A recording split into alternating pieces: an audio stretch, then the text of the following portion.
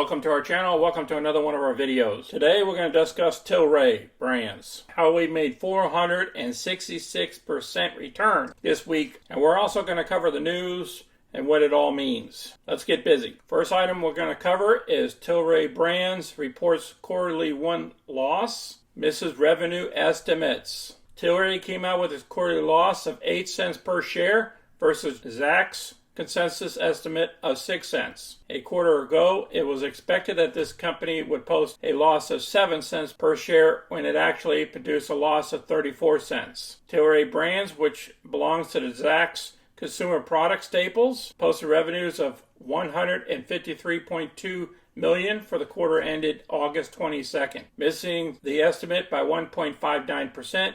This compared to a year ago of revenues of $168 million. So there's a discrepancy of $15 million. I'm going to place this article down below so you can review it, but I expected this to be a little light this quarter as well because of all this inflation that's been going on. So nothing new here. Now, President Biden announces cannabis pardons and how this will affect Tilray. And President Biden instructed the Attorney General to come up with a process to issue certificates of pardons to all individuals convicted in the past of violating federal laws related to simple possession of marijuana. This offense applies to possessions of small amounts of marijuana for the purpose of using it, but without the intentions to sell or give it to someone else. The pardons will apply to thousands of people. These individuals will no longer potentially be turned down for jobs, housing, and school admissions as a result of the president's actions today. And then they go on about what the governors are doing right now. The effort to reclassify how marijuana is scheduled under federal law could take longer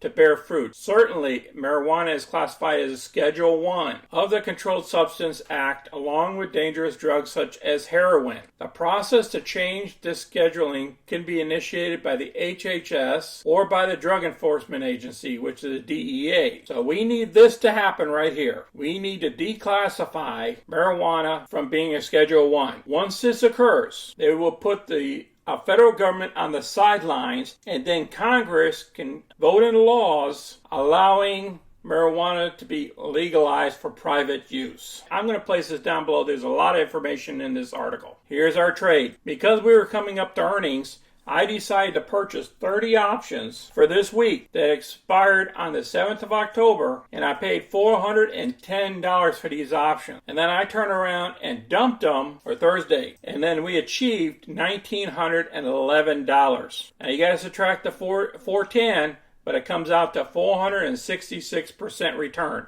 Now there's a lot of other profits we made too just this week. Let's look at the tracker here. We picked up $5,208, which the net profit after the losses and everything is $4,013 in 1 week. Last month we achieved $7,579. I appreciate everybody watching our video. I'm keeping Tilray for the long term as a stock, and I will keep trading options within Tilray. Until next time, folks, it is Sunny. I'm out.